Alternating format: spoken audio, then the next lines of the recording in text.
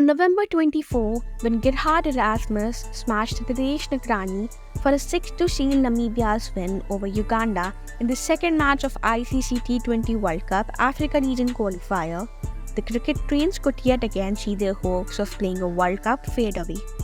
However, 2 days later, in their first T20 international game against a full-member team, Nagrani became the hero as Uganda created history by beating Zimbabwe by 5 wickets.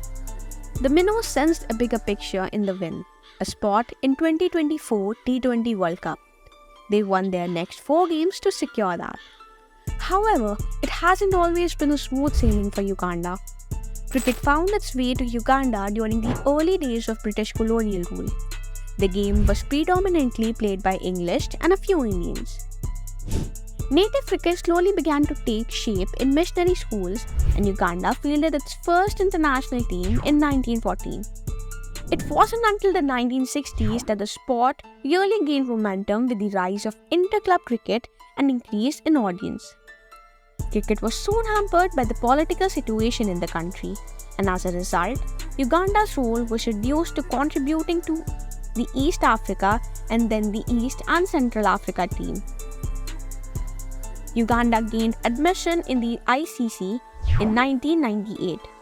With membership came opportunities to participate in international tournaments and showcase their talent on a global scale. ICC's decision to provide funding to its associate members for development of a sport proved a vital cog in the rise of Uganda cricket, which utilized part of this funding to contract players and invest in the development of infrastructure. With funding and infrastructure now in place, it was time for Uganda to showcase their skills. In their first ICC tournament, the 2001 ICC Trophy in Canada, Uganda won all 5 matches in the group stage before losing a playoff against the UAE.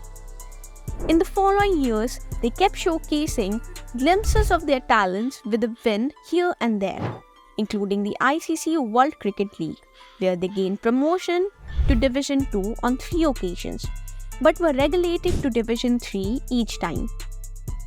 Their historic qualification for T20 World Cup 2024 is just a small step towards a bigger target. They are also set to participate in the 2023 to 2026 ICC World Cup Challenge League, a qualification tournament for 2027 World Cup, which is set to be played in Africa. In the first edition of the Challenge League, they came really close and finished second just because of net run rate. It's always the youngsters who shape the future of a country, and Uganda's cricket is some seriously good hands. They qualified for the Under-19 World Cup in 2022, where they faced cricket powerhouses like India, South Africa, and Ireland. Though they lost all the matches, they gained huge exposure.